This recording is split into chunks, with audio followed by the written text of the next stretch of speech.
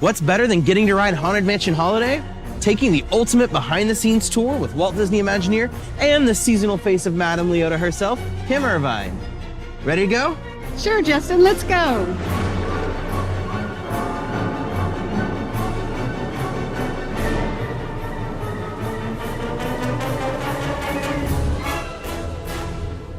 On this episode of D23's Mostly Ghostly Halloween special, we're celebrating the 50th anniversary of the beloved Haunted Mansion. So you've worked on the Haunted Mansion yourself, and some of your work can actually be seen before we even go inside. Yeah.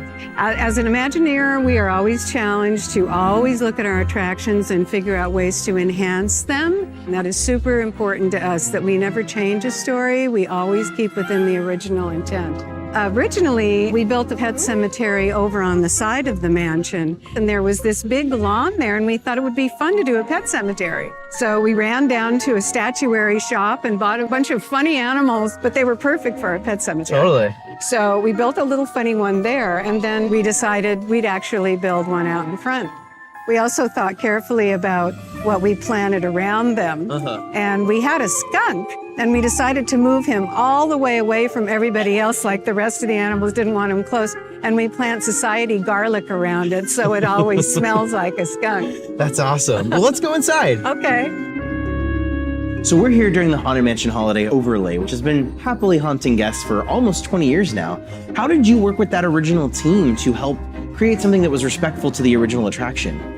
Well, the Disneyland Entertainment Department had just finished doing a very successful overlay on It's a Small World. Nightmare Before Christmas had just come out and was very successful, and the characters in that were so much like a Haunted Mansion fit, and that's how it came to be. I love how the load area, you get to see all the characters from Nightmare Before Christmas.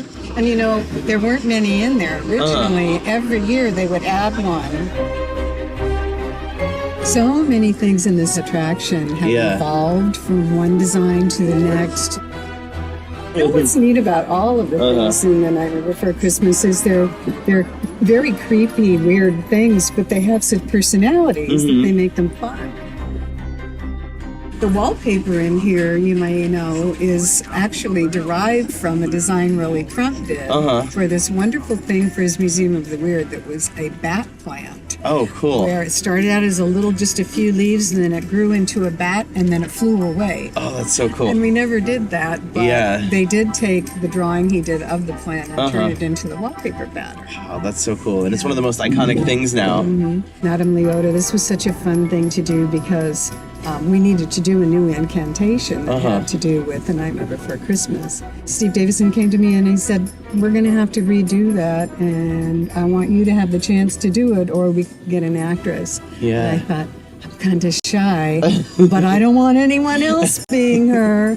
So now Mom and I play a dual role. I think that's so cool. Pretty cool. She would love that. And the list of all the naughty and nice children. Which I've heard the naughty list is the original entertainment team that worked on the overlay, right? Yeah. I think it's fun how we do little nods to the cast members. So the Hatbox Ghost was meant to be in the attraction, and he was missing for quite a few years. It was one of Yale Gracie's ideas, and after he put it in, it wasn't working quite the way he imagined it. And now we could make the effect And now work it's perfected.